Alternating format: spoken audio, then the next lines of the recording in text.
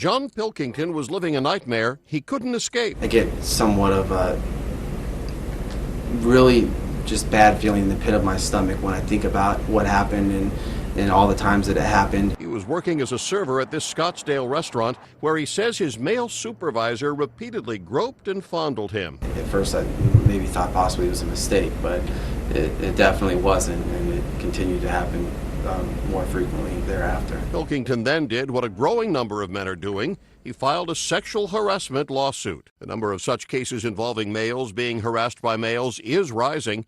In 1990, they made up just 8% of all sexual harassment claims.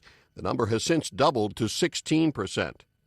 Those who follow the cases say they don't think workplaces are becoming more dangerous for men, but rather that men are getting used to the idea of filing complaints. I think men are just in general feeling as though they have more permission to come forward when they're being sexually harassed. Guys are finally getting the point that it can happen both ways. We're now getting a bit of men's equality to some of the issues that were at one time just women's issues. In fact, the Supreme Court only recently made it easier for men to take legal action when in 1998 it held that same-sex harassment is a valid claim under federal anti-discrimination law.